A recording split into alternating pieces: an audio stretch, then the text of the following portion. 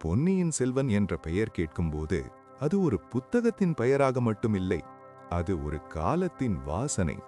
அது காவிரி நதியின் ஓசை. அது கற்களால் பேசும் கோவில்களின் மௌனம். 1000 ஆண்டுகளுக்கு முன்பு வாழ்ந்த மனிதர்களின் மூச்சு இன்றும் அந்த வார்த்தைகளில் கேட்கிறது. ஒரு இருட்டான இரவு. அரண்மனை சுவர்களுக்குள் மெல்லிய விளக்குகள். காற்றில் ஒரு பதற்றம். சோழ நாட்டின் எதிர்காலம் சில மனிதர்களின் முடிவுகளின் மீது தொங்கிக் கொண்டிருக்கிறது. அந்த நேரத்தில் யாருக்கும் தெரியாது, இந்த இரவுகள் ஒரு நாள் ஒரு மகத்தான கதையாக மாறும் என்று. சோழர்களின் பேரரசு அப்போது ஒரு நுணுக்கமான நிலையில் இருந்தது. வெளியே எதிரிகள், உள்ளே சந்தேகங்கள். அதிகாரம் என்பது வெறும் சிம்மாசனம் அல்ல, அது நம்பிக்கையும் பயமும் கலந்த ஒரு சுமை. அந்த சுமையை சுந்தர சோழன் தன் முதிர்ந்த தோள்களில் சுமந்து கொண்டிருந்தான். அவன் ஒரு மன்னன், ஆனால் அதற்கு முன் ஒரு மனிதன். நோயால் பலவீனமான உடல், ஆனால் கவலையால் இன்னும் பலவீனமான மனம். அவனது கண்களில் ஒரு பயம் இருந்தது. அந்த பயம் எதிரிகளுக்கானது அல்ல, அது தன் பிள்ளைகளுக்கானது. அடித கரிகாலன், துடிப்பான இளவரசன். வாழ் பிடித்த கையில் தயக்கமில்லை, ஆனால் இதயம் எரிகிறது. புகழ் அவனை தேடி வந்தது, ஆனால் அதோடு விருப்பம் வந்தது. ஒரு தலைவெட்டிய அந்த நாள் அவனது வாழ்க்கையை இரண்டாக பிரித்தது. வீரன் என்ற பெயர், ஆனால் அமைதி என்ற ஒன்று அவனை விட்டு சென்றது. அரண்மனையின் இன்னொரு முனையில் குந்தவை. அவள் அரசியலை வாளாக பயன்படுத்துகிறாள். அவள் வார்த்தைகள் மென்மையாதவை, ஆனால் அவற்றின் பின்னால் ஒரு தெளிவு இருக்கிறது. அவள் சகோதரர்களை காக்க விரும்புகிறாள், தந்தையை பாதுகாக்க விரும்புகிறாள், சோழ வம்சத்தை சிதறவிடக்கூடாது என்று உறுதியாக இருக்கிறாள். ஆனால் இந்த மூவருக்கும் தெரியாமல் நிழல்களில் சில கண்கள் அவர்களை கவனித்துக் கொண்டிருந்தன. பழுவேட்டரையர்கள், அனுபவம் கொண்டவர்கள், அதிகாரத்தை சுவைத்தவர்கள். அவர்களின் விசுவாசம் உண்மையானதா அல்லது வசதியானதா என்பதே கேள்வி. அந்த விசுவாசத்தின் மையத்தில் நந்தினி. அவள் ஒரு நினைவு, அவள் ஒரு காயம், அவள் ஒரு தீராத கோபம். அவளின் அழகு ஒரு ஆயுதம், அவளின் அமைதி ஒரு வலை. அவள் பேசாமல் இருக்கும்போது அதிகம் பேசுகிறாள். இந்த அரசியல் புயலுக்குள் நுழைகிறான் வந்தியத்தேவன். அவன் ஒரு இளமை, ஒரு சிரிப்பு, ஒரு நம்பிக்கை. அவன் எதையும் மிகையாக எடுத்துக்கொள்ளவில்லை, ஆனால் எதையும் எளிதாகவும் எடுத்துக்கொள்ளவில்லை. அவன் பயணம் ஒரு சியையுடன் தொடங்குகிறது, ஆனால் அது ஒரு விதியுடன் முடிவடையப் போகிறது. அவன் பயணம் நிலத்திலும் கடலிலும் செல்கிறது. ஒவ்வொரு பாதையும் அவனை மாற்றுகிறது. ஒவ்வொரு சந்திப்பும் அவனுக்கு ஒரு புதிய உண்மையை காட்டுகிறது. சோழ நாடு பெரியது, ஆனால் அதன் உள்ளே இருக்கும் மனிதர்களின் ஆசைகள் அதைவிட பெரியவை. கடல் அவனுக்கு பூங்குழலியை கொடுக்கிறது. அவள் சிரிப்பில் ஒரு சுதந்திரம், அவள் கண்களில் ஒரு தைரியம். அரசியல் அவளுக்கு புரியும், ஆனால் அவள் அதில் சிக்கிக்கொள்ளவில்லை. அவள் வாழ்க்கையை நேராக பார்க்கிறாள். அதனால்தான் அவள் கதையின் ஒளி. இலங்கையில் அருள்மொழிவர்மன். அவன் தனிமையில் இருக்கிறான், ஆனால் தனியாக இல்லை. அவனுடன் அவனது சிந்தனைகள். அவன் அதிகாரத்தை பற்றி யோசிக்கிறான், அவன் மனிதனை பற்றி யோசிக்கிறான், அவன் போரை பற்றி யோசிக்கிறான். ஆனால் அவனது உள்ளம் அமைதியை தேடுகிறது. இந்த எல்லாவற்றுக்குள் மேலாக காலம் நகர்கிறது. அது யாருக்காகவும் காத்திருக்கவில்லை. ஒவ்வொரு நிமிடமும் ஒரு முடிவை நெருங்கிக் கொண்டிருக்கிறது. ஒரு கொலை, ஒரு துரோகம், ஒரு தியாகம். இந்த கதை மெதுவாக விரிகிறது. அது அவசரப்படவில்லை. அது கேட்பவனை அழைத்துச் செல்கிறது, கைப்பிடித்து நடத்துகிறது, ஒவ்வொரு உணர்வையும் அனுபவிக்க வைக்கிறது. இந்த 1 மணி நேரத்தில் நாம் மன்னர்களை மட்டும் பார்க்க போவதில்லை, மனிதர்களை பார்க்க போகிறோம். அவர்களின் பலவீனங்களை, அவர்களின் கனவுகளை, அவர்களின் தவறுகளை. இந்த பயணம் இப்போது வேகமெடுக்கிறது. கதையின் சக்கரம் சுழல ஆரம்பித்து விட்டது. நிழல்கள் நீளமாகின்றன, மௌனம் கனமாகிறது, வரலாறு உருவாகிக் கொண்டிருக்கிறது. அரண்மனைக்கு வெளியே சூரியன் உதயமாகிக் கொண்டிருந்தாலும் உள்ளே இன்னும் இருள் நீங்கவில்லை. அந்த இருள் வெளிச்சத்தின் பற்றாக்குறையால் அல்ல, அது நம்பிக்கையின் பற்றாக்குறையால். ஒவ்வொரு மனிதனும் மற்றொரு மனிதனை சந்தேகிக்கத் தொடங்கிய காலம் அது. பேசப்படும் வார்த்தைகள் உண்மையா அல்லது ஒரு முகமுடியா என்று யாருக்கும் தெரியவில்லை. பெரிய பழுவேட்டரையர் சோழ அரசியலில் ஒரு தூணாக இருந்தவர். பல மன்னர்களை கண்டவர், பல போர்களில் இரத்தத்தை பார்த்தவர். ஆனால் இப்போது அவர் மனதில் ஒரு கலக்கம். அந்த கலக்கம் அதிகாரத்தால் வந்ததல்ல, அது நந்தினியால் வந்தது. அவள் அவரது வாழ்க்கையில் வந்த நாளிலிருந்து அவரது முடிவுகளில் ஒரு மாறுபாடு தென்பட்டது. நந்தினி பேசும்போது அவள் உயர்ந்த குரலில் பேசவில்லை, அவள் வாதாடுவதில்லை, அவள் கேள்விகள் கேட்கிறாள். அந்த கேள்விகள்தான் மனிதர்களை திசை மாற்றுகின்றன. சோழர்களுக்கு உண்மையில் நல்லது என்ன என்ற கேள்வியின் பின்னால் உங்களுக்கு நல்லது என்ன என்ற கேள்வியை மறைத்து வைக்கிறாள். அவளது அறை ஒரு அரசியல் மையமாக மாறியது. இரவுகளில் அங்கு வருபவர்கள் மெல்ல பேசினார்கள். கதவுகள் மூடப்பட்ட பின் உண்மைகள் திறக்கப்பட்டன. பாண்டியர்களின் பெயர்கள் மீண்டும் பேசப்படத் தொடங்கின. பழைய காயங்கள் மீண்டும் குத்தப்பட்டன. பழிவாங்கும் கனவுகள் மீண்டும் உயிர் பெற்றன. அதே நேரத்தில் குந்தவை எல்லாவற்றையும் கவனித்துக் கொண்டிருந்தாள். அவள் உடனே செயல்படவில்லை, அவள் பொறுமையாக இருந்தாள். அரசியலில் பொறுமை என்பது ஒரு ஆயுதம். அவள் நந்தினியின் சிரிப்பை பார்த்தாள். அந்த சிரிப்பின் பின்னால் இருக்கும் குளிர்ச்சியை உணர்ந்தாள். குந்தவை கனியாக இல்லை, அவளுக்கு ஒரு வலையமைப்பு இருந்தது. செய்திகள் அவளிடம் வந்து கொண்டிருந்தன. யார் யாரை சந்திக்கிறார்கள், யார் யாரிடம் பேசுகிறார்கள், எந்த பெயர்கள் இரவுகளில் அதிகம் உச்சரிக்கப்படுகின்றன. அவள் எல்லாவற்றையும் கேட்டாள், ஆனால் எல்லாவற்றையும் நம்பவில்லை. இந்த சூழ்நிலையில் வந்தியத்தேவன் தஞ்சாவூரை நோக்கி வந்து கொண்டிருந்தான். அவன் பயணம் சுலபமானதல்ல. ஒவ்வொரு நிறுத்தத்திலும் அவன் ஒரு புதிய கதையை கேட்டான்.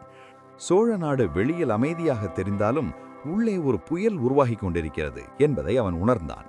வந்தியத்தேவன் அரசியல் வீரன் அல்ல, ஆனால் மனிதர்களை படிக்க தெரிந்தவன். அவன் கண்களில் ஒரு கூர்மை இருந்தது. யார் உண்மையாக பேசுகிறார்கள், யார் நடிக்கிறார்கள், அவன் அதை உணர்ந்தான். அதனால்தான் அவன் பல அபாயங்களிலிருந்து தப்பித்தான். அருள்மொழிவர்மன் இலங்கையில் இருக்கும்போது அவன் மனம் தஞ்சாவூரில் தான் இருந்தது. அவனுக்கு வரும் செய்திகள் துண்டு துண்டாக இருந்தன, ஆனால் அந்த துண்டுகள் சேர்ந்து ஒரு ஆபத்தான படத்தை உருவாக்கின. அவன் தந்தையின் உடல்நிலை, அவன் சகோதரனின் கோபம், அவன் சகோதரியின் கவலை எல்லாம் அவனை அழைத்து கொண்டிருந்தன. அவன் உள்ளுக்குள் ஒரு போராட்டம். நான் இப்போது திரும்ப வேண்டுமா என்ற கேள்வி. அவன் திரும்பினால் அரசியல் அவனை விழுங்கும். அவன் திரும்பவில்லை என்றால் விதி அவனை மன்னிக்குமா என்ற பயம். அடித்த கரிகாலன் மீன்வாயில் ரெஸ்ட்லெஸ். அவன் ஓய்வெடுக்கவில்லை. அவன் மனம் அமைதியாக இல்லை.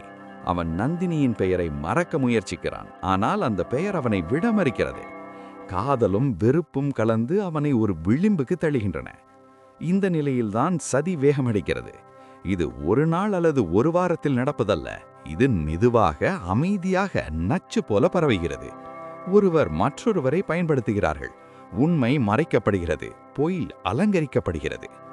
கல்கி இந்த இடத்தில் வாசகனை அவசரப்படுத்தவில்லை. அவர் நம்மை நிறுத்தி வைக்கிறார். ஒவ்வொரு மனிதனையும் நன்றாக பார்க்க சொல்கிறார். ஏனென்றால் வரப்போகும் நிகழ்வுகள் திடீரென தோன்றினாலும் அதன் விதைகள் இங்கே விதிக்கப்படுகின்றன. அரண்மனையின் நடைபாதைகள் நீளமாக தோன்றுகின்றன. அந்த நடைபாதைகளில் நடக்கும் காலடிகள் ஒரே திசையில் இல்லை. சில காலடிகள் அதிகாரத்தை நோக்கி, சில காலடிகள் பழிவாங்குதலை நோக்கி, சில காலடிகள் தியாகத்தை நோக்கி. காலம் நகர்கிறது. மௌனம் பேசத் தொடங்குகிறது. ஒரு பெரிய புயலுக்கு முன் இருக்கும் அமைதி போல அனைத்தும் மிக அமைதியாக இருக்கிறது. ஆனால் அந்த அமைதி நீண்ட நேரம் நீடிக்காது. அருள்மொழிவர்மனின் கடல் பயணம் மெதுவாக தொடங்கியது. அந்த கப்பல் நீரை கிழித்துச் செல்லும் ஒவ்வொரு அசைவிலும் அவன் மனம் கடந்த காலத்தையும் எதிர்காலத்தையும் இணைத்துக் கொண்டிருந்தது. கடல் அமைதியாக இருந்தது, ஆனால் அந்த அமைதி அவனை ஏமாற்றவில்லை. அமைதியின் பின்னால் மறைந்திருக்கும் சக்தியை அவன் உணர்ந்தான். கடல் அவனுக்கு ஒரு ஆசிரியர். அது அவனுக்கு பொறுமையை கற்றுக் கொடுத்தது. அது அவனுக்கு பணிவை கற்றுக் கொடுத்தது. அவன் ஒரு இளவரசன், ஆனால் அந்த அளவற்ற நீரின் முன் அவன் ஒரு சிறு மனிதன். அந்த உணர்வு அவனை பயமுறுத்தவில்லை, அது அவனை வலிமையாக்கியது. கப்பலில் அவன் தனிமையை தேடினான். இரவுகளில் அவன் வானத்தை பார்த்தான். நட்சத்திரங்கள் அவனுக்கு கேள்விகள் கேட்டன. அவன் தன்னைத்தானே கேட்டுக்கொண்டான். நான் திரும்பிச் செல்லும் இந்த நாடு என்னை ஏற்றுக்கொள்ளுமா? நான் அந்த அரியணைக்கு தகுதியானவனா, அல்லது நான் ஒரு போர்க்களத்திலேயே முடிவடைய வேண்டியவனா? அவனுக்கு நினைவுக்கு வந்தது அவன் தந்தை சுந்தர சோழன். ஒரு அழகான முகம், ஆனால் அந்த முகத்தில் நிரந்தரமாக தங்கிய கவலை. அவன் தந்தை அவனை மன்னனாக உருவாக்க முயற்சி செய்யவில்லை, அவனை ஒரு நல்ல மனிதனாக உருவாக்க முயற்சித்தார். அந்த பயிற்சிதான் அவனுக்கு இப்போது துணையாக இருந்தது. கடல் பயணத்தின் போது அவன் சில துறவிகளை சந்தித்தான். அவர்கள் அவனிடம் அதிகாரத்தை பற்றி பேசவில்லை, அவர்கள் அவனிடம் தியாகத்தை பற்றி பேசினார்கள். ஒருவர் சொன்ன வார்த்தைகள் அவன் மனதில் ஆழமாக பதிந்தன. அதிகாரம் தேடப்படும்போது அது அழிக்கும், பொறுப்பாக ஏற்றுக்கொள்ளப்படும்போது அது காக்கும். அந்த வார்த்தைகள் அவனுக்குள் ஒரு தெளிவை கொண்டு வந்தன. அவன் அரியணையை விரும்பவில்லை, ஆனால் அது அவனை தேடினால் அவன் ஓடமாட்டான். இதற்கிடையில் தஞ்சாவூரில் காற்று கனமாகிக் கொண்டிருந்தது. அரண்மனையில் பேசப்படும் விஷயங்கள் குறைந்தன, ஆனால் பார்க்கப்படும் விஷயங்கள் அதிகரித்தன. ஒவ்வொரு பார்வையும் ஒரு சந்தேகமாக மாறியது, ஒவ்வொரு சந்திப்பும் ஒரு கணக்காக மாறியது.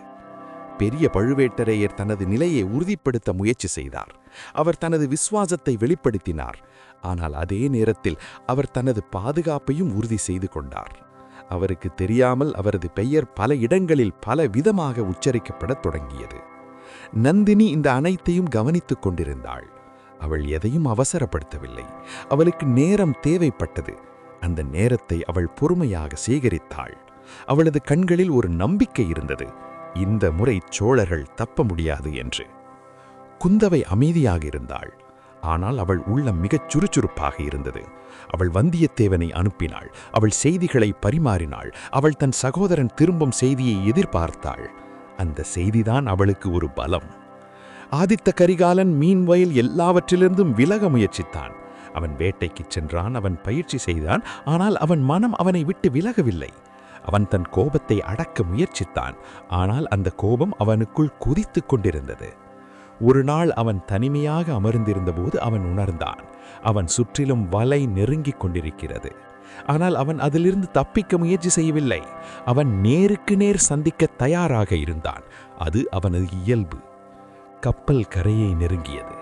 அருள்மொழிவர்மன் நிலத்தை பார்த்தான். அந்த நிலம் அவனுடையது. ஆனால் அதே நேரத்தில் அது அவனிடமிருந்து அனைத்தையும் கேட்கப் போகிறது. அவன் ஒரு ஆழ்ந்த மூச்சை எடுத்தான்.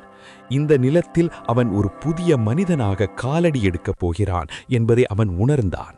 அந்த தருணத்தில் விதியின் சக்கரம் வேகமாக சுழல ஆரம்பித்தது. மனிதர்கள் தங்கள் முடிவுகளை எடுத்துக் கொண்டிருந்தார்கள். ஆனால் அந்த முடிவுகளின் விளைவுகள் இன்னும் அவர்களுக்கு தெரியவில்லை. கடல் பின்னால் தள்ளப்பட்டது. நிலம் முன்னால் விரிந்தது. வரலாறு அடுத்த அத்தியாயத்திற்குள் நுழைந்தது. அருள்மொழிவர்மன் கரையில் காலடி வைத்த அந்த நிமிடம் தஞ்சாவூரில் ஏதோ ஒன்று மாறியது போல உணரப்பட்டது. யாரும் அதை பேசவில்லை, ஆனால் பலரும் அதை உணர்ந்தார்கள். ஒரு சக்தி திரும்பி வந்தது போல, ஒரு மையம் மீண்டும் உருவானது போல. அவன் வருகை வெளிப்படையாக அறிவிக்கப்படவில்லை, ஆனால் செய்தி மெதுவாக பரவியது. குந்தவை முதலில் அறிந்தாள். அந்த செய்தி அவளுக்கு ஒரு நிம்மதியை கொடுத்தது. நீண்ட நாட்களுக்கு பிறகு அவள் தனியாக இல்லை என்று உணர்ந்தாள். அவள் உடனே செயல்படவில்லை. அவள் பொறுமையாக காத்திருந்தாள். இப்போது அவசரம் அவளுக்கு சொந்தமல்ல. நேரம் அவளுக்கு சாதகமாக மாறியிருந்தது. வந்தியத்தேவன் அந்த வருகையின் முக்கியத்துவத்தை புரிந்து கொண்டான். அவன் நகர்வுகள் கவனமாக மாறின. அவன் பேசும் வார்த்தைகள் குறைந்தன. அவன் கேட்கும் விஷயங்கள் அதிகரித்தன. அவன் ஒரு தூதன் மட்டுமல்ல, ஒரு காவலன் போல நடக்கத் தொடங்கினான். அரண்மனைக்கு வெளியே மக்கள் தங்கள் அன்றாட வாழ்க்கையில் மூழ்கியிருந்தார்கள். ஆனால் அவர்களது பேச்சுகளில் ஒரு பதற்றம் இருந்தது. சோழ நாட்டில் ஏதோ நடக்கப் போகிறது என்று அனைவருக்கும் தெரிந்தது. ஆனால் என்ன என்று யாருக்கும் தெளிவில்லை. அந்த இரவுகளில் இரகசிய சந்திப்புகள் அதிகரித்தன. சில சந்திப்புகள் கோயில்களின் நிழல்களில், சில சந்திப்புகள் தோட்டங்களின் ஆழத்தில், சில சந்திப்புகள் முற்றிலும் தனிமையில். ஒவ்வொரு சந்திப்பிலும் ஒரு கணக்கு, ஒவ்வொரு கணக்கிலும் ஒரு பயம். பெரிய பழுவேட்டையரையர் தன் விசுவாசத்தை மீண்டும் மீண்டும் வெளிப்படுத்தினார். அவர் தன்னை சுற்றி உருவாகும் சந்தேகங்களை உணர்ந்தார். ஆனால் அவர் அவற்றை வெளிப்படையாக எதிர்கொள்ளவில்லை. அவர் காலம் பார்த்தார். காலம்தான் அவரது பழைய நண்பன். நந்தினி மீன்வாயில் அமைதியாக இருந்தாள். அவளது அமைதி மற்றவர்களை குழப்பியது. அவள் அதிகம் பேசவில்லை. ஆனால் அவள் பேசாததுதான் அதிகம் பேசப்பட்டது. அவள் பார்வைகள் சரியான இடங்களில் விழுந்தன. அவள் வார்த்தைகள் சரியான மனிதர்களை அடைந்தன. அரித்த கரிகாலன் தனிமையை தேடினான். அவன் அரசியலிலிருந்து விலக முயற்சித்தான். ஆனால் அரசியல் அவனை விட்டு விலகவில்லை.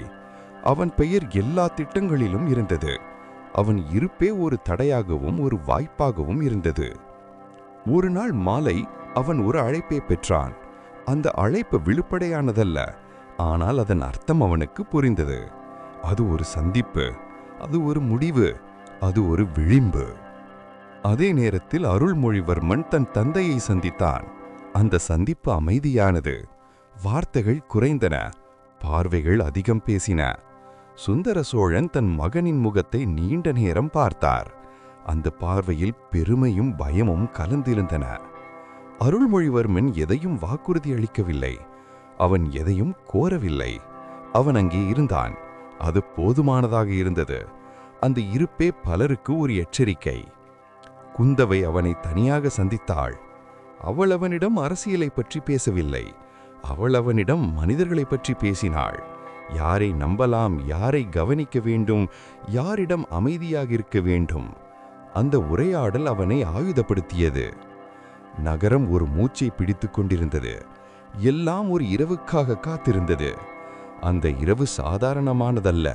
அது பலரின் வாழ்க்கையை மாற்றப் போகிறது. சிலருக்கு அது ஒரு முடிவு, சிலருக்கு அது ஒரு தொடக்கம். நட்சத்திரங்கள் வானத்தில் தோன்றின. இருள் மெதுவாக நகரத்தை மூடியது.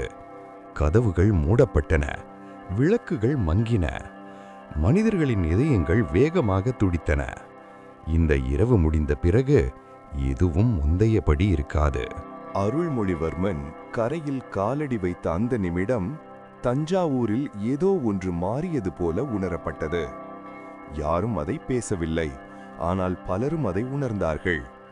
ஒரு சக்தி திரும்பி வந்தது போல, ஒரு மையம் மீண்டும் உருவானது போல.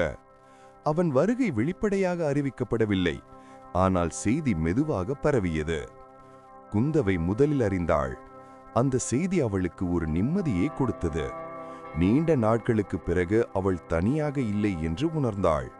அவள் உடனே செயல்படவில்லை. அவள் பொறுமையாக காத்திருந்தாள். இப்போது அவசரம் அவளுக்கு சொந்தமல்ல. நேரம் அவளுக்கு சாதகமாக மாறியிருந்தது. வந்தியத்தேவன் அந்த வருகையின் முக்கியத்துவத்தை புரிந்து கொண்டான். அவன் நகர்வுகள் கவனமாக மாறின. அவன் பேசும் வார்த்தைகள் குறைந்தன. அவன் கேட்கும் விஷயங்கள் அதிகரித்தன. அவன் ஒரு தூதன் மட்டுமல்ல, ஒரு காவலன் போல நடக்கத் தொடங்கினான். அரண்மனைக்கு வெளியே மக்கள் தங்கள் அன்றாட வாழ்க்கையில் மூழ்கியிருந்தார்கள். ஆனால் அவர்களது பேச்சுகளில் ஒரு பதற்றம் இருந்தது. சோழ நாட்டில் ஏதோ நடக்கப் போகிறது என்று அனைவருக்கும் தெரிந்தது. ஆனால் என்ன என்று யாருக்கும் தெளிவில்லை. அந்த இரவுகளில் இரகசிய சந்திப்புகள் அதிகரித்தன. சில சந்திப்புகள் கோயில்களின் நிழல்களில், சில சந்திப்புகள் தோட்டங்களின் ஆழத்தில், சில சந்திப்புகள் முற்றிலும் தனிமையில். ஒவ்வொரு சந்திப்பிலும் ஒரு கணக்கு, ஒவ்வொரு கணக்கிலும் ஒரு பயம். பெரிய பழுவேட்டையரையர் தன் விசுவாசத்தை மீண்டும் மீண்டும் வெளிப்படுத்தினார். அவர் தன்னை சுற்றி உருவாகும் சந்தேகங்களை உணர்ந்தார். ஆனால் அவர் அவற்றை வெளிப்படையாக எதிர்கொள்ளவில்லை. அவர் காலம் பார்த்தார். காலம்தான் அவரது பழைய நண்பன். நந்தினி மேன்வாயில் அமைதியாக இருந்தாள். அவளது அமைதி மற்றவர்களை குழப்பியது. அவள் அதிகம் பேசவில்லை, ஆனால் அவள் பேசாததுதான் அதிகம் பேசப்பட்டது. அவள் பார்வைகள் சரியான இடங்களில் விழுந்தன. அவள் வார்த்தைகள் சரியான மனிதர்களை அடைந்தன. அரித்த கரிகாலன் தனிமையை தேடினான்.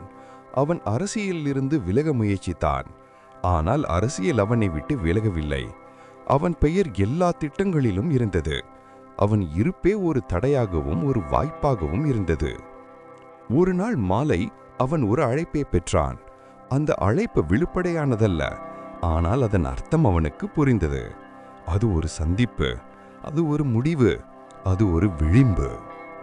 அதே நேரத்தில் அருள்மொழிவர்மன் தன் தந்தையை சந்தித்தான். அந்த சந்திப்பு அமைதியானது.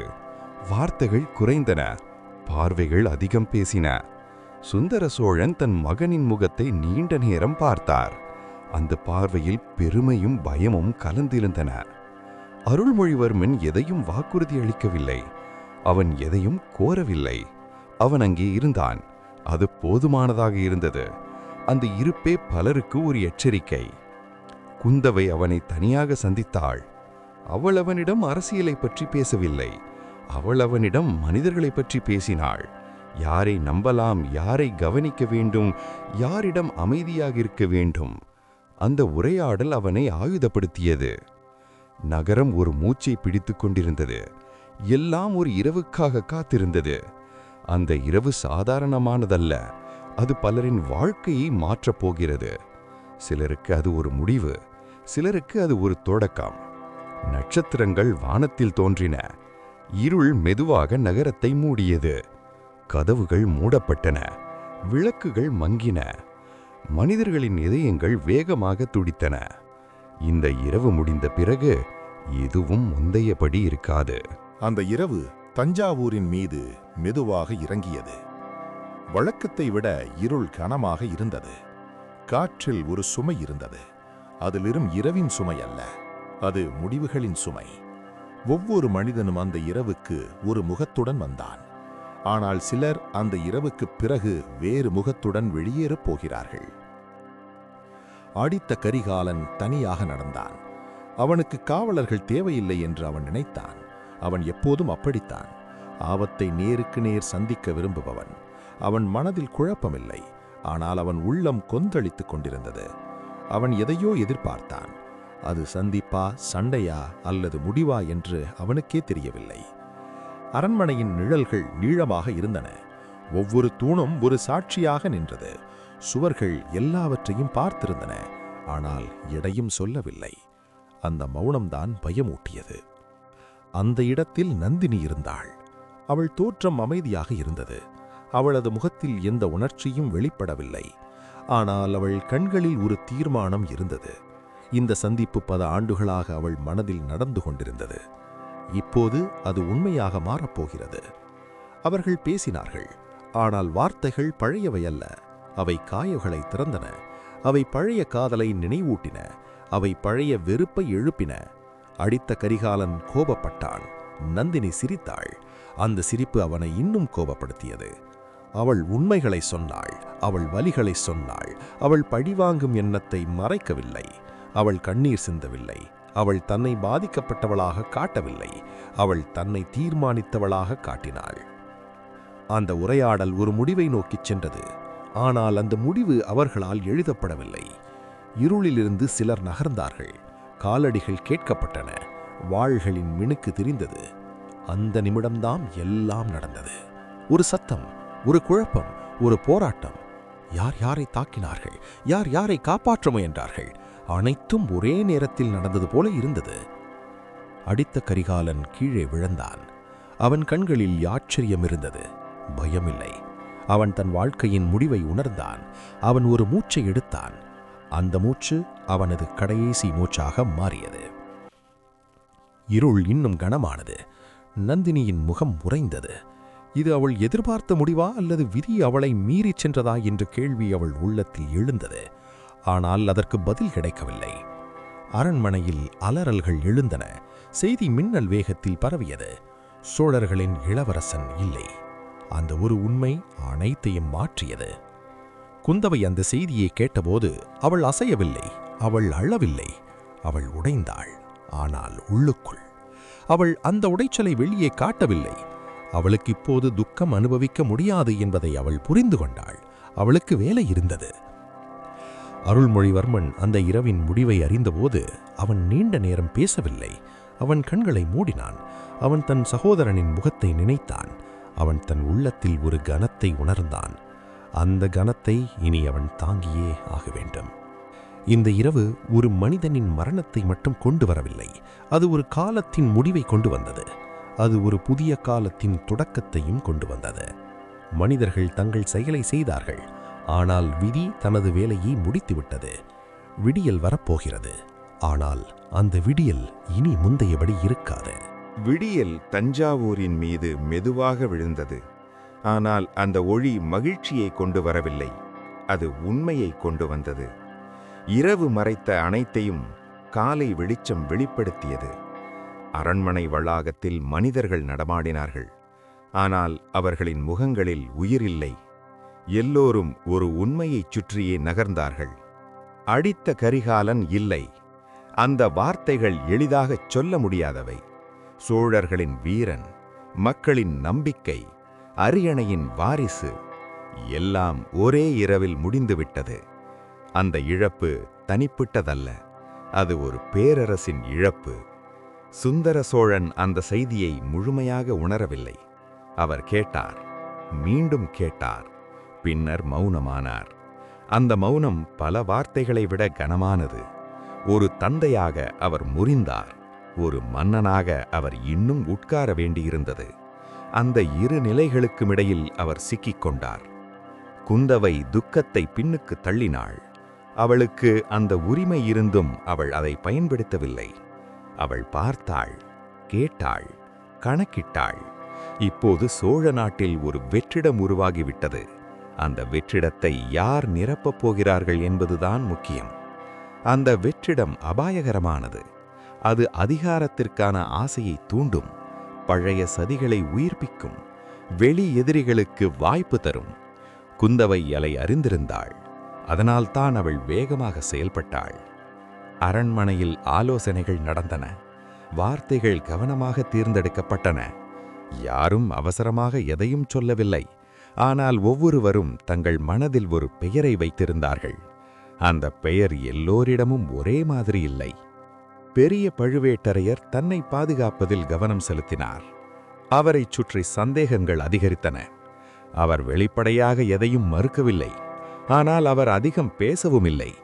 அந்த மௌனம்தான் அவருக்கு எதிராக மாறியது. நந்தினி அரண்மனையிலிருந்து விலகினாள்.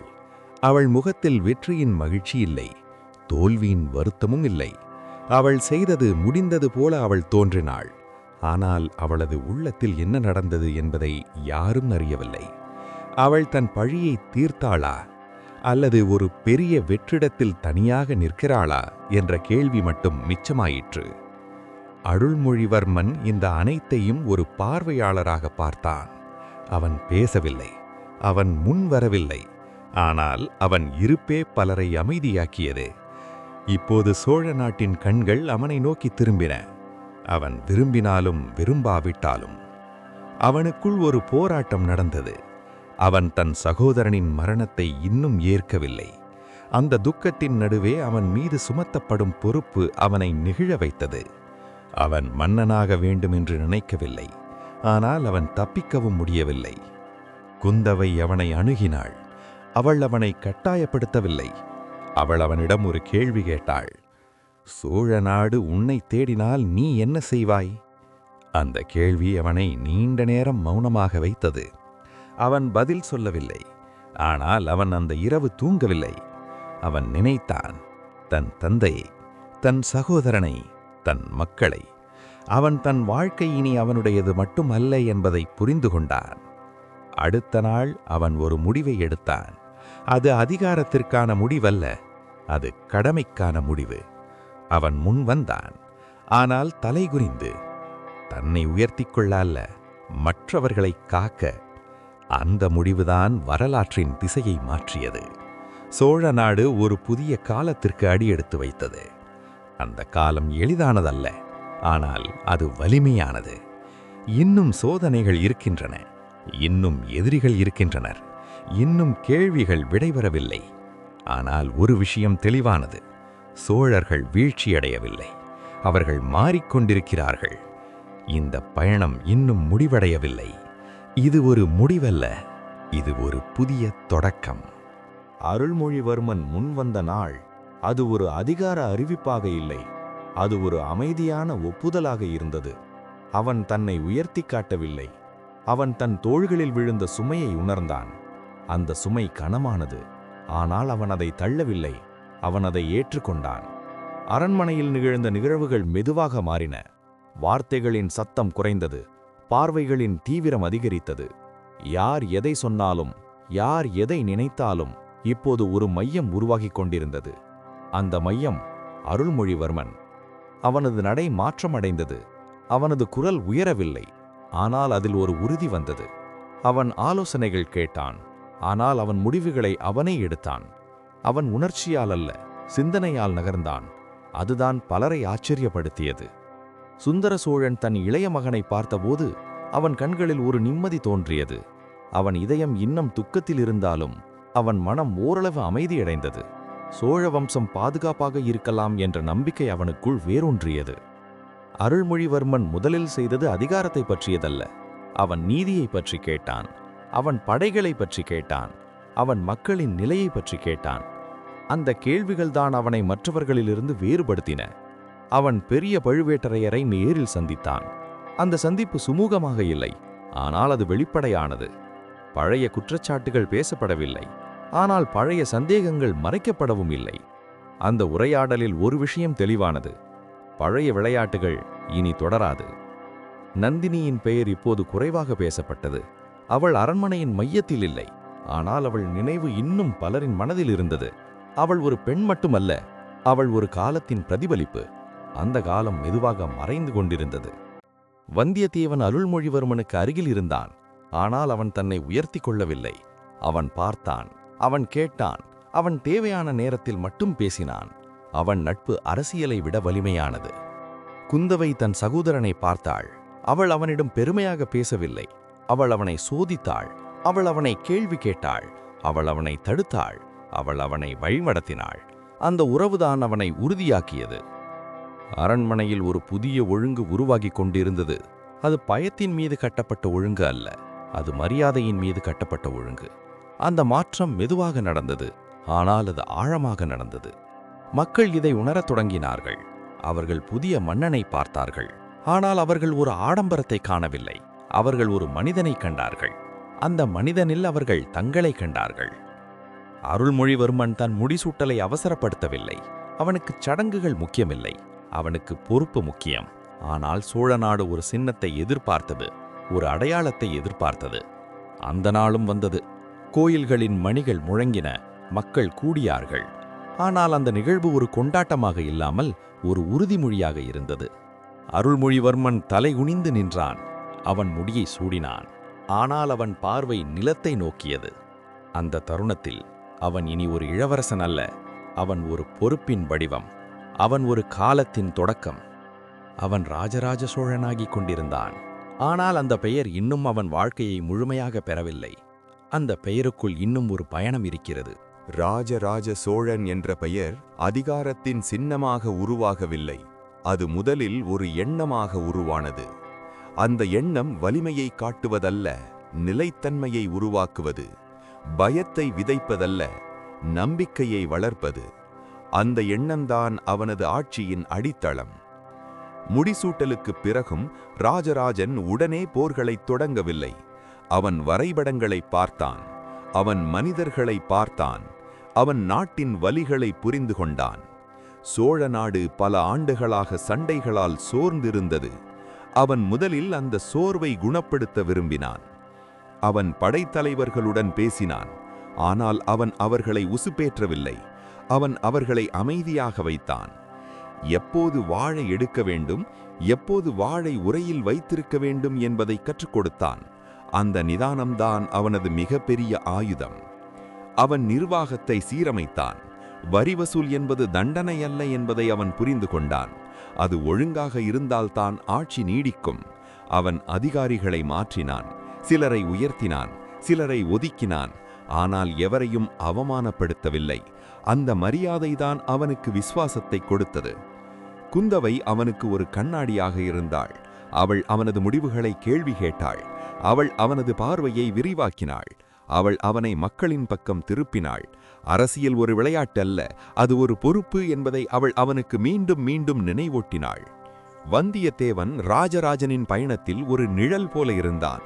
முன்னாலில்லை, பின்னாலுமில்லை, அருகில். அவன் தேவையான போது மட்டும் தோன்றினான். அவன் தேவையற்ற போது மறைந்தான். அவன் அந்த இடத்தை சரியாக அறிந்தவன். ராஜராஜன் தனது ஆட்சியின் நோக்கத்தை மெதுவாக வெளிப்படுத்தினான்.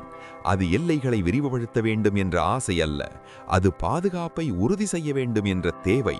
தெற்கில் பாண்டியர்கள், வடக்கில் வேறு சக்திகள், கடலில் புதிய சவால்கள், எல்லாவற்றுக்கும் ஒரு திட்டம் தேவைப்பட்டது.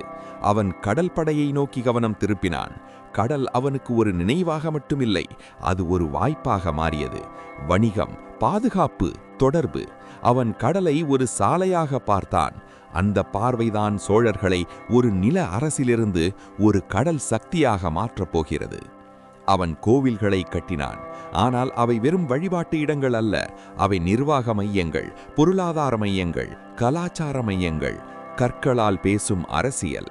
அந்த கற்களில் அவன் பெயரை மட்டும் பதிக்கவில்லை, அவன் காலத்தின் மனதையும் பதித்தான். மக்கள் அவனை பார்த்தார்கள். அவர்கள் அவனிடம் பயப்படவில்லை, அவர்கள் அவனை புரிந்து கொண்டார்கள்.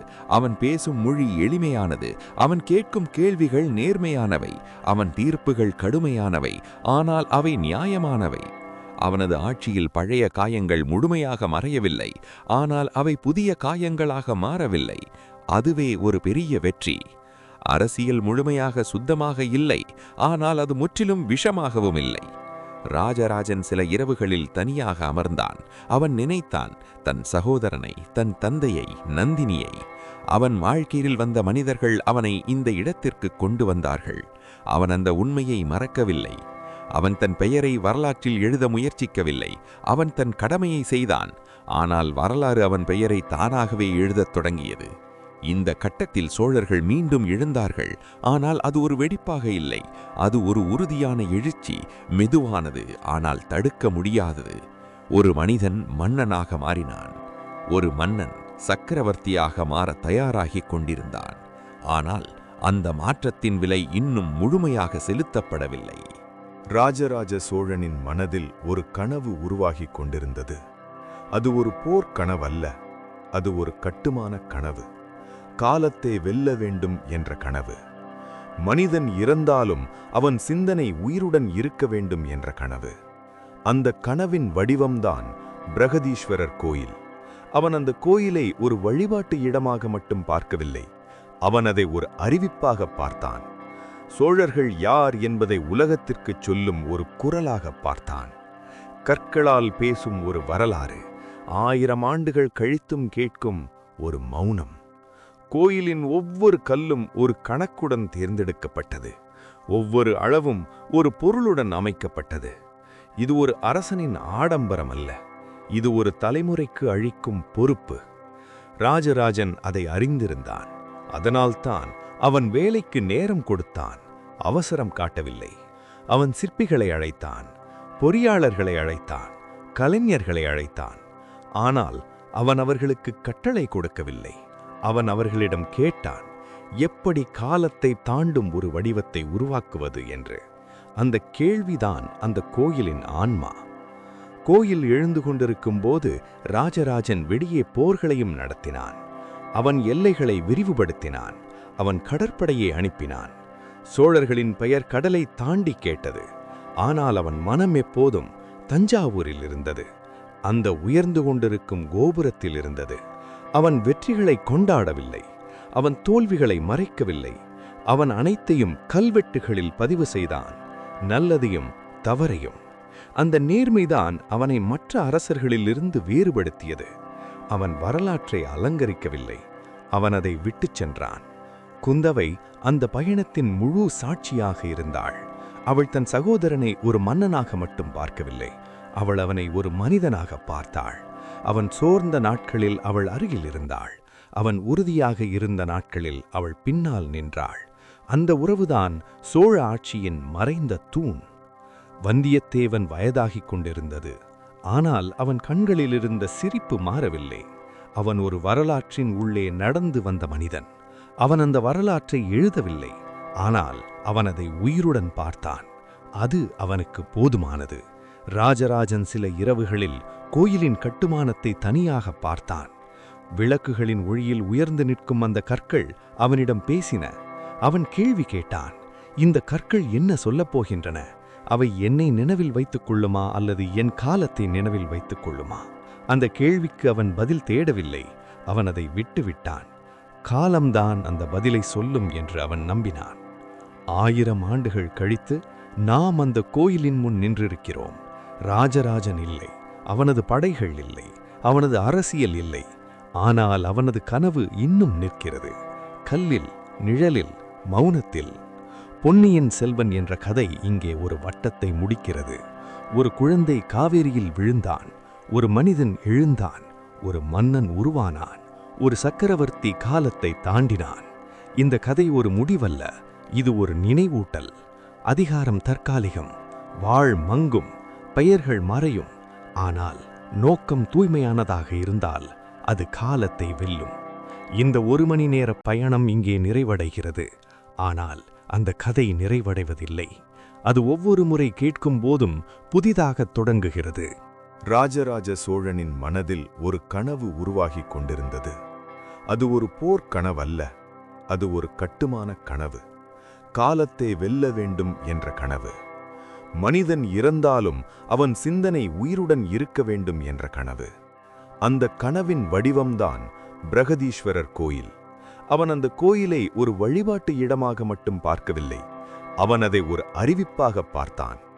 சோழர்கள் யார் என்பதை உலகத்திற்குச் சொல்லும் ஒரு குரலாக பார்த்தான். கற்களால் பேசும் ஒரு வரலாறு, 1000 ஆண்டுகள் கழித்தும் கேட்கும் ஒரு மௌனம். கோயிலின் ஒவ்வொரு கல்லும் ஒரு கணக்குடன் தேர்ந்தெடுக்கப்பட்டது. ஒவ்வொரு அளவும் ஒரு பொருளுடன் அமைக்கப்பட்டது. இது ஒரு அரசனின் ஆடம்பரம் அல்ல, இது ஒரு தலைமுறைக்கு அளிக்கும் பொறுப்பு. ராஜராஜன் அதை அறிந்திருந்தான். அதனால்தான் அவன் வேலைக்கு நேரம் கொடுத்தான், அவசரம் காட்டவில்லை. அவன் சிற்பிகளை அழைத்தான், பொறியாளர்களை அழைத்தான், கலைஞர்களை அழைத்தான். ஆனால் அவன் அவர்களுக்கு கட்டளை கொடுக்கவில்லை. அவன் அவர்களிடம் கேட்டான், எப்படி காலத்தை தாண்டும் ஒரு வடிவத்தை உருவாக்குவது என்று. அந்த கேள்விதான் அந்த கோயிலின் ஆன்மா. கோயில் எழுந்து கொண்டிருக்கும் போது ராஜராஜன் வெளியே போர்களையும் நடத்தினான். அவன் எல்லைகளை விரிவுபடுத்தினான். அவன் கடற்படையை அனுப்பினான். சோழர்களின் பெயர் கடலை தாண்டி கேட்டது. ஆனால் அவன் மனம் எப்போதும் தஞ்சாவூரில் இருந்தது, அந்த உயர்ந்து கொண்டிருக்கும் கோபுரத்தில் இருந்தது. அவன் வெற்றிகளை கொண்டாடவில்லை, அவன் தோல்விகளை மறைக்கவில்லை. அவன் அனைத்தையும் கல்வெட்டுகளில் பதிவு செய்தான், நல்லதையும் தவறையும். அந்த நேர்மைதான் அவனை மற்ற அரசர்களிலிருந்து வேறுபடுத்தியது. அவன் வரலாற்றை அலங்கரிக்கவில்லை, அவன் அதை விட்டுச் சென்றான். குந்தவை அந்த பயணத்தின் முழு சாட்சியாக இருந்தாள். அவள் தன் சகோதரனை ஒரு மன்னனாக மட்டும் பார்க்கவில்லை, அவள் அவனை ஒரு மனிதனாக பார்த்தாள். அவன் சோர்ந்த நாட்களில் அவள் அருகில் இருந்தாள், அவன் உறுதியாக இருந்த நாட்களில் அவள் பின்னால் நின்றாள். அந்த உறவுதான் சோழ ஆட்சியின் மறைந்த தூண். வந்தியத்தேவன் வயதாகிக் கொண்டிருந்தது, ஆனால் அவன் கண்களிலிருந்த சிரிப்பு மாறவில்லை. அவன் ஒரு வரலாற்றின் உள்ளே நடந்து வந்த மனிதன். அவன் அந்த வரலாற்றை எழுதவில்லை, ஆனால் அவன் அதை உயிருடன் பார்த்தான். அது அவனுக்கு போதுமானது. ராஜராஜன் சில இரவுகளில் கோயிலின் கட்டுமானத்தை தனியாக பார்த்தான். விளக்குகளின் ஒளியில் உயர்ந்து நிற்கும் அந்த கற்கள் அவனிடம் பேசின. அவன் கேள்வி கேட்டான், இந்த கற்கள் என்ன சொல்லப் போகின்றன? அவை என்னை நினைவில் வைத்துக் கொள்ளுமா அல்லது என் காலத்தை நினைவில் வைத்துக் கொள்ளுமா? அந்த கேள்விக்கு அவன் பதில் தேடவில்லை, அவன் அதை விட்டுவிட்டான். காலம்தான் அந்த பதிலை சொல்லும் என்று அவன் நம்பினான். 1000 ஆண்டுகள் கழித்து நாம் அந்த கோயிலின் முன் நின்றிருக்கிறோம். ராஜராஜன் இல்லை, அவனது படைகள் இல்லை, அவனது அரசியல் இல்லை. ஆனால் அவனது கனவு இன்னும் நிற்கிறது. கல்லில், நிழலில், மௌனத்தில். பொன்னியின் செல்வன் என்ற கதை இங்கே ஒரு வட்டத்தை முடிக்கிறது. ஒரு குழந்தை காவேரியில் விழுந்தான், ஒரு மனிதன் எழுந்தான், ஒரு மன்னன் உருவானான், ஒரு சக்கரவர்த்தி காலத்தை தாண்டினான். இந்த கதை ஒரு முடிவல்ல, இது ஒரு நினைவூட்டல். அதிகாரம் தற்காலிகம், வாழ் மங்கும், பெயர்கள் மறையும். ஆனால் நோக்கம் தூய்மையானதாக இருந்தால் அது காலத்தை வெல்லும்.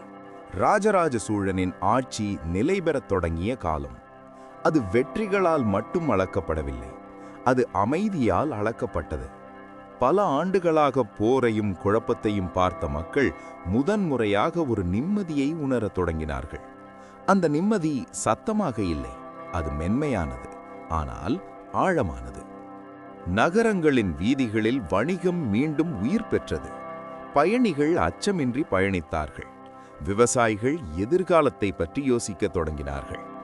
அரசன் எங்கோ அரண்மனையில் இருக்கிறான் என்ற பயமில்லை, அவன் எங்கோ அருகில் இருக்கிறான் என்ற உணர்வு இருந்தது. ராஜராஜன் தனது அமைச்சர்களை தேர்வு செய்யும் போது விசுவாசத்தை மட்டும் பார்த்தான் என்றில்லை, திறமையை பார்த்தான், நேர்மையை பார்த்தான்.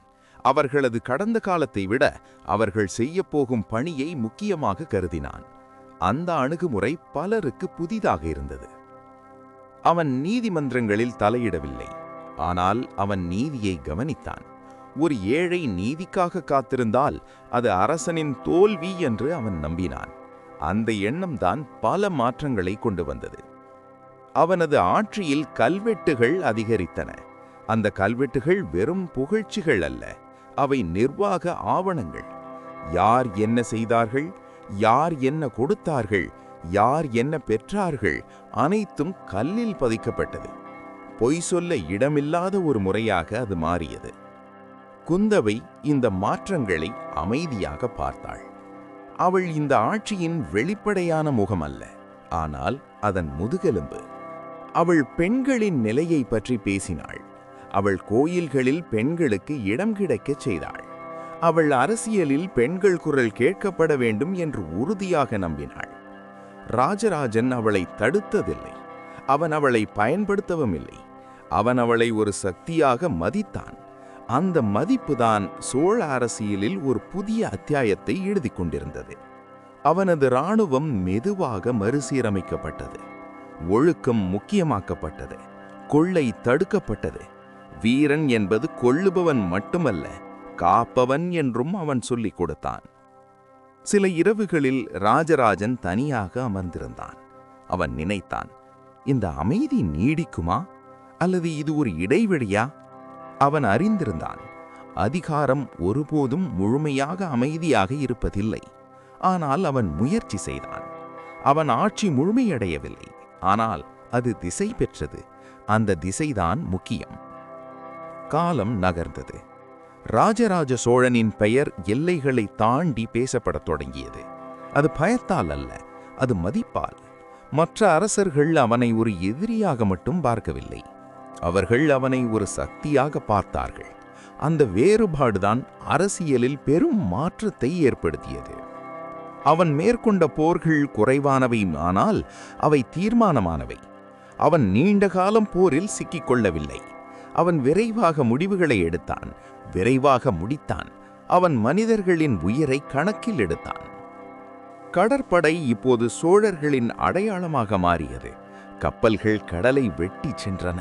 வணிக பாதைகள் பாதுகாக்கப்பட்டன. கடல் இனி ஒரு தடை அல்ல, அது ஒரு இணைப்பாக மாறியது. இந்த மாற்றம் மக்களின் வாழ்க்கையை நேரடியாக பாதித்தது. பொருட்கள் எளிதாக கிடைத்தன. கலாச்சாரம் பரவியது. மொழி, இசை, சிற்பம் அனைத்தும் கடலை கடந்து பயணித்தன. சோழர்கள் இனி ஒரு நிலசக்தி மட்டுமல்ல, அவர்கள் ஒரு கலாச்சார சக்தியாக மாறினார்கள். ராஜராஜன் தனது புகழை கவனிக்கவில்லை, அவன் தனது வேலையை கவனித்தான். ஆனால் மக்கள் கவனித்தார்கள். அவர்கள் கதைகள் சொன்னார்கள். அவன் பெயரை பாடல்களில் சேர்த்தார்கள். அவன் உருவத்தை நினைவுகளில் பதித்தார்கள். அவனது ஆட்சியில் தவறுகள் இல்லாமல் இல்லை. சில முடிவுகள் கடுமையானவை, சில தீர்ப்புகள் வலியளித்தன. ஆனால் அவன் மறைந்து விடவில்லை. அவன் விளக்கம் அளித்தான். அவன் திருத்தினான். அந்த பொறுப்புதான் அவனை மனிதனாக வைத்தது. அவன் தன்னை கடவுளாக காட்ட முயற்சிக்கவில்லை. அவன் கடவுளுக்கான இடத்தை மதித்தான். அதனால்தான் அவன் கட்டிய கோவில்கள் இன்னும் பேசுகின்றன. இந்த காலகட்டத்தில் பொன்னியின் செல்வன் என்ற பெயர் ஒரு கதையாக மாறியது. மக்கள் குழந்தைகளுக்கு அந்த கதையை சொன்னார்கள். ஒரு குழந்தை காவேரியில் விழுந்தது, அது உயிர் பிழைத்தது, அது ஒரு பேரரசை கட்டியது. அந்த கதை உண்மைதானா அல்லது ஒரு நம்பிக்கையா என்பது முக்கியமில்லை, அது ஒரு அடையாளம். காலம் நகர்ந்தது. ராஜராஜ சோழனின் பெயர் எல்லைகளை தாண்டி பேசப்படத் தொடங்கியது. அது பயத்தால் அல்ல, அது மதிப்பால். மற்ற அரசர்கள் அவனை ஒரு எதிரியாக மட்டும் பார்க்கவில்லை, அவர்கள் அவனை ஒரு சக்தியாக பார்த்தார்கள். அந்த வேறுபாடுதான் அரசியலில் பெரும் மாற்றத்தை ஏற்படுத்தியது. அவன் மேற்கொண்ட போர்கள் குறைவானவை, ஆனால் அவை தீர்மானமானவை. அவன் நீண்ட காலம் போரில் சிக்கிக்கொள்ளவில்லை. அவன் விரைவாக முடிவுகளை எடுத்தான், விரைவாக முடித்தான். அவன் மனிதர்களின் உயிரை கணக்கில் எடுத்தான். கடற்படை இப்போது சோழர்களின் அடையாளமாக மாறியது. கப்பல்கள் கடலை வெட்டி சென்றன. வணிக பாதைகள் பாதுகாக்கப்பட்டன. கடல் இனி ஒரு தடையல்ல, அது ஒரு இணைப்பாக மாறியது. இந்த மாற்றம் மக்களின் வாழ்க்கையை நேரடியாக பாதித்தது. பொருட்கள் எளிதாக கிடைத்தன. கலாச்சாரம் பரவியது. மொழி, இசை, சிற்பம் அனைத்தும் கடலை கடந்து பயணித்தன. சோழர்கள் இனி ஒரு நிலச்சக்தி மட்டுமல்ல, அவர்கள் ஒரு கலாச்சார சக்தியாக மாறினார்கள். ராஜராஜன் தனது புகழை கவனிக்கவில்லை, அவன் தனது வேலையை கவனித்தான். ஆனால் மக்கள் கவனித்தார்கள். அவர்கள் கதைகள் சொன்னார்கள், அவன் பெயரை பாடல்களில் சேர்த்தார்கள். அவன் உருவத்தை நினைவுகளில் பதித்தார்கள். அவனது ஆட்சியில் தவறுகள் இல்லாமல் இல்லை. சில முடிவுகள் கடுமையானவை, சில தீர்ப்புகள் வலியளித்தன. ஆனால் அவன் மறைந்து விடவில்லை. அவன் விளக்கமளித்தான், அவன் திருத்தினான். அந்த பொறுப்புதான் அவனை மனிதனாக வைத்தது. அவன் தன்னை கடவுளாக காட்ட முயற்சிக்கவில்லை. அவன் கடவுளுக்கான இடத்தை மதித்தான். அதனால்தான் அவன் கட்டிய கோவில்கள் இன்னும் பேசுகின்றன. இந்த காலகட்டத்தில் பொன்னியின் செல்வன் என்ற பெயர் ஒரு கதையாக மாறியது. மக்கள் குழந்தைகளுக்கு அந்த கதையை சொன்னார்கள். ஒரு குழந்தை காவிரியில் விழுந்தது, அது உயிர் பிழைத்தது. அது ஒரு பேரரசை கட்டியது. அந்த கதை உண்மைதானா அல்லது ஒரு நம்பிக்கையா என்பது முக்கியமில்லை. அது ஒரு அடையாளம். ஆண்டுகள் கடந்தன. ராஜராஜ சோழன் முதிர்ந்தான். ஆனால் அவனது பார்வை மங்கவில்லை. அவனது உடல் சோர்ந்தது. ஆனால் அவனது சிந்தனை தெளிவாக இருந்தது. அவன் இனி விரிவாக்கத்தை பற்றி மட்டும் யோசிக்கவில்லை. அவன் தொடர்ச்சியை பற்றி யோசித்தான். அவன் அடுத்த தலைமுறையை பார்த்தான். அவன் வாரிசை கவனித்தான். அவன் கற்றுக் கொடுத்தான், கட்டாயப்படுத்தவில்லை. அவன் தன் அனுபவங்களை பகிர்ந்தான். ஆனால் முடிவுகளை அவர்களிடம் விட்டான். அந்த நம்பிக்கைதான் ஒரு வம்சத்தை நீடிக்கச் செய்கிறது என்பதை அவன் அறிந்திருந்தான். அவன் தன் வாழ்க்கையை திரும்பி பார்த்தான். அவன் வருத்தப்பட்ட விஷயங்கள் இருந்தன. அவன் மாற்ற முடியாத நிகழ்வுகள் இருந்தன. அடித்த கரிகாலனின் நினைவு அவனை ஒருபோதும் விட்டுச் செல்லவில்லை. ஆனால் அந்த வலி அவனை கடினமாக மாற்றவில்லை. அது அவனை ஆழமாக மாற்றியது. அவன் நந்தினியை நினைத்தான். அவள் ஒரு எதிரியா அல்லது அவள் ஒரு விளைவா? அவன் அவளை மன்னித்தானா அல்லது அவன் அவளை புரிந்து கொண்டானா? அந்த கேள்விக்கு அவனுக்கே தெளிவான பதில் இல்லை. ஆனால் அவன் வெறுப்பை சுமக்கவில்லை. அவன் சில இரவுகளில் பிரகதீஸ்வரர் கோயிலின் நிழலில் நின்றான். அந்த உயர்ந்த கோபுரம் அவனை விட உயரமாக இருந்தது. ஆனால் அது அவனை சிறியவனாக உணரச் செய்யவில்லை. அது அவனை சரியான இடத்தில் நிறுத்தியது. அவன் இப்போது தெரிந்திருந்தான், மனிதன் முக்கியம், ஆனால் அவன் நோக்கம் அதைவிட முக்கியம். ஒரு நாள் ராஜராஜ சோழன் அமைதியாக இருந்தான். எந்த அறிவிப்பும் இல்லை, எந்த சடங்கும் இல்லை. ஆனால் காலம் அவனை மெதுவாக பின்னுக்கு அழைத்துக் கொண்டிருந்தது. அவன் அதை எதிர்க்கவில்லை. அவன் பயப்படவில்லை. அவன் தயாராக இருந்தான். அவன் தன் வாழ்க்கையை ஒரு வெற்றியாக பார்க்கவில்லை. அவன் அதை ஒரு கடமையாக பார்த்தான். அந்த கடமை நிறைவேற்றப்பட்டதா என்ற கேள்விக்கு அவன் தனியாக பதில் சொல்லவில்லை. அவன் அதை காலத்திடம் விட்டான். 1000 ஆண்டுகள் கடந்துவிட்டன. மனிதர்கள் மாறிவிட்டார்கள். அரசுகள் மாறிவிட்டன. மொழிகள் மாறிவிட்டன. ஆனால் சில கற்கள் இன்னும் நிற்கின்றன. சில கதைகள் இன்னும் சொல்லப்படுகின்றன. பொன்னியின் செல்வன் என்ற பெயர் இன்னும் உயிருடன் இருக்கிறது. அது ஒரு மனிதனின் பெயராக இல்லை. அது ஒரு எண்ணமாக, ஒரு நம்பிக்கையாக, ஒரு நினைவாக. இந்த நீண்ட பயணம் இங்கே மெதுவாக முடிகிறது. ஆனால் கேட்பவனின் மனதில் அது தொடர்கிறது. அதேதான் உண்மையான வரலாறு.